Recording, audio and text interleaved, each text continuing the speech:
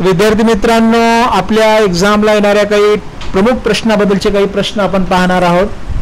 जे important questions आहेत ज्यांच्याबद्दल आपल्याला माहिती घ्यायची.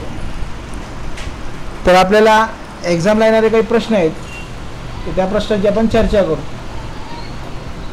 तर हा प्रश्न येऊ शकतो आपल्याला, डॅडॅश यांना सर्व्हिस देणारे प्रोग्राम म्हणतात.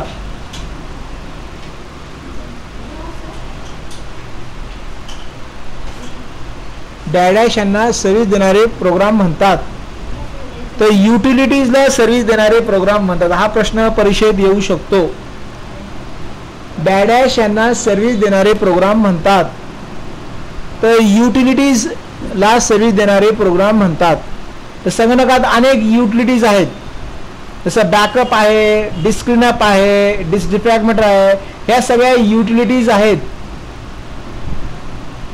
तर सर्वात महत्त्वाचा प्रश्न हा परीक्षेत येऊ शकतो. हा दुसरा प्रश्न हा पण येऊ शकतो, डॅडॅश हे बॅकग्राऊंड सॉफ्टवेअर असून कम्प्युटरला त्याचे अंतर्गत रिसोर्सचे नियंत्रित करण्यास मदत करते. हा पण प्रश्न येऊ शकतो परीक्षेमध्ये. डॅडॅश हे बॅकग्राऊंड सॉफ्टवेअर असून ते कम्प्युटरला त्यांचे अंतर्गत रिसोर्सेस नियंत्रित करण्यास मदत करते.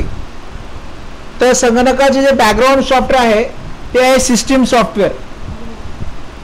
सिस्टीम सॉफ्टवेअर हा प्रोग्राम संगणकातला बॅकग्राऊंड सॉफ्टवेअर म्हणा हरकत नाही, जो आपल्याला स्क्रीनवर दिसत नाही पण मध्ये राहून सगळे कामं करतो.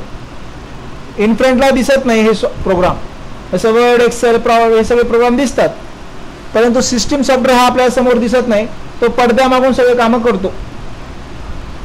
तो सगळ्या अंतर्गत गरजाचं ते व्यवस्थापन करते, म्हणून त्याला सिस्टीम सॉफ्टवेअर म्हणतात. हा प्रश्न परीक्षेत येऊ शकतो. हा पण प्रश्न, तिसरा प्रश्न पण महत्त्वपूर्ण आहे.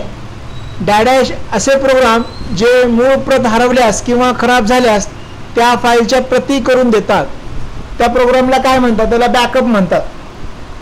बॅकअप हा जो प्रोग्राम आहे, समजा एखादी फाईल, जसं तुमच्या शैक्षणिक गोष्टीबद्दल तुम्ही एखादी जरा 10वीची SSCची प्रत आहे समजा, तुम्ही काय करता, एक मूळ प्रत आहे तुम्हाला गव्हर्नमेंटकडनं, मग त्याची तुम्ही झेरॉक्स करून ठेवता.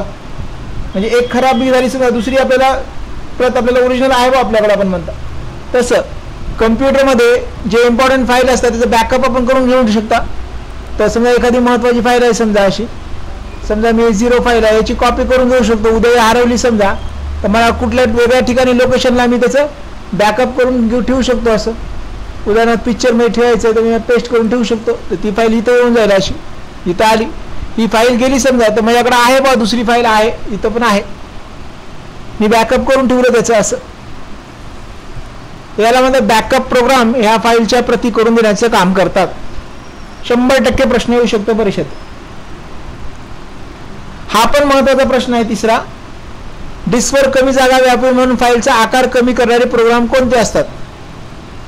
तर फाईल कम्प्रेशन प्रोग्राम असतात जे फाईलचा आकार कमी करण्याचं काम करतात. हा प्रश्न परीक्षेत येऊ शकतो. आता डिस्कवर जागा कमी व्यापावी म्हणून फाईलचा आकार कमी करणारे प्रोग्राम कोणते असतात? File compression.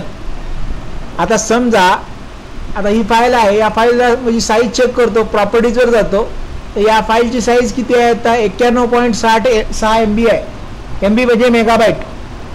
जर या फाईलला मी कंप्रेस केलं तर, आता कंप्रेस कसं करतात? राईट क्लिक करतात, सेंड टू वर जातात आणि ते कंप्रेस करतात. कंप्रेस केल्यामुळे काय होते? या फाईलची एक दुसरी फाईल तयार होते कंप्रेस होऊन, इथं तयार होते अशी कंप्रेस. बघा इथं 0 नावाची एक आणखी एक फाईल तयार होते, कंप्रेस फाईल तयार होते. सध्या ते कंप्रेस होणार आहे. बघा हे कंप्रेस झाली फाईल. आता या फाईलची साईज किती आहे आपण पाहिली. आपण आता प्रॉपर्टीजवर गेलो, चेक केलो तर किती आली? 91.6 आहे. आता कंप्रेस केल्याने या फाईलची साईज किती झाली? या फाईलची साईज कमी झाली, 77.6 MB झाली. म्हणजे काय केलं आपण? या फाईलचा आकार फक्त इथं कमी केला. याला म्हणतात कंप्रेस करणं. कळलं का? कंप्रेस कसं करायचं असते? त्या फाईलवर राईट क्लिक करायचं असते, सेंड टू वर जायचं असते, इथं कंप्रेस करायचं असते. कंप्रेस केल्यामुळे काय होते, फाईलचा फक्त आकार कमी होतो, फाईल मधली माहिती कमी होत नाही. हा प्रश्न परीक्षेत येऊ शकतो. डिस्कवर कमी जागा व्यापावी म्हणून फाईलचा आकार कमी करणारे प्रोग्राम कोणते असतात? फाईल कंप्रेशन प्रोग्राम असतात. कळलं का? हा प्रश्न पण येऊ शकतो एक्झाम मध्ये. DADASH ही ऑपरेटिंग सिस्टीम एका वेळेस एकापेक्षा अधिक ऍप्लिकेशन चालण्याची ऑपरेटिंग सिस्टीमची क्षमता आहे. त्याचा अर्थ पहिले समजून घ्या. आजकाल जितके ऑपरेटिंग सिस्टीम येत आहेत त्या सगळ्या मल्टीटास्किंग ऑपरेटिंग सिस्टीम येत आहेत. मल्टीटास्किंग म्हणजे एकाच वेळेस आपण अनेक प्रोग्रामवर काम करू शकता. म्हणजे गाणे बघत बघत पिक्चर पाहणं, पिक्चर बघत गाणे ऐकणं, एकदाच आपण प्रिंटिंग तयार देणं, ऑर्डर देणं प्रिंटिंगच्या, अशा मल्टिपल कामं एकदाच अनेक कामं करतात एकाच कम्प्युटर. त्याला मल्टीटास्किंग म्हणतात. तर आजकाल जितक्या OS निघत आहेत, पहिल्याच्या OS ज्या होत्या त्या मल्टीटास्किंग नव्हत्या, त्या कॅरेक्टर बेस्ड होत्या. अगोदरच्या ज्या OS होत्या त्या कॅरेक्टर बेस्ड होत्या. कॅरेक्टर बेस्ड म्हणजे पहिले प्रत्येक गोष्ट टाईप करायला. पण आता सगळ्या ज्या OS आलेल्या आहेत त्या GUI बेस्ड आलेल्या आहेत, ग्राफिकली युजर इंटरफेस बेस्ड आलेल्या आहेत. ह्या सगळ्या मल्टीटास्किंग आहेत. मल्टीटास्किंग म्हणजे एका वेळेस अनेक कामं करता येतात. आता बघा, एखादं प्रिंटर घ्या, साधं प्रिंटर फक्त प्रिंटच काढता येते. पण आता नवीन प्रिंटर निघालेत, त्यात स्कॅनिंगची सोय आहे, प्रिंटिंगची सोय आहे, इंटरनेटची सोय आहे, अनेक गोष्टी, झेरॉक्स किंवा त्याला फॅक्स पाठवणं, सगळ्याच कामं एकाच मशीनमध्ये करत. मल्टीफंक्शनल आहेत ते. आता आपला मोबाईल हा मल्टीफंक्शनल आहे. मोबाईलमध्ये काय काय आहे आपल्या? तर कॅमेऱ्याची सोय आहे, इंटरनेटची सोय आहे, त्यात रेकॉर्डिंगची सोय आहे, सगळंच आहे ना. इंटरनेट आहे, वायफाय आहे, ब्लूटूथ आहे, सगळंच मी एखाद्या अनेक मल्टीपर्पज कामं करावं त्याच्यात. मग आजचा मोबाईल आपला काय मल्टीपर्पज आहे. मल्टीटास्किंग आपण कामं आपण मोबाईलनं करतात आपलं. म्हणून हा प्रश्न परीक्षेत येऊ शकतो. DADASH ही ऑपरेटिंग सिस्टीम एका वेळेस एकापेक्षा अधिक ऍप्लिकेशन चालण्याची ऑपरेटिंग सिस्टीमची क्षमता, त्याला काय म्हणतात? मल्टीटास्किंग म्हणतात. कळलं का? समजलं का तुम्हाला? मी सांगितलं कळतं का तुम्हाला व्यवस्थित? हा पण 6वा जो प्रश्न आहे हा पण खूप महत्वपूर्ण प्रश्न आहे. हा पण परीक्षेत प्रश्न येण्याची शक्यता आहे. बरं, व्हायरस प्रोग्रामच्या आक्रमणापासून संगणकाचे रक्षण करणारे कोणते प्रोग्राम असतात? जर आपल्या कम्प्युटरमध्ये व्हायरस आला तर त्या व्हायरसला काढण्यासाठी आपल्या कम्प्युटरमध्ये अँटीव्हायरस प्रोग्राम असतात. व्हायरसला काढण्यासाठी कोणते प्रोग्राम असतात? अँटीव्हायरस. हे संगणकाचे रक्षण करतात. का रक्षण करतात? कम्प्युटरमध्ये व्हायरस येऊ नये भावा म्हणून. कम्प्युटरमध्ये व्हायरस आला तर त्याला काढण्यासाठी अँटीव्हायरस प्रोग्राम असतात.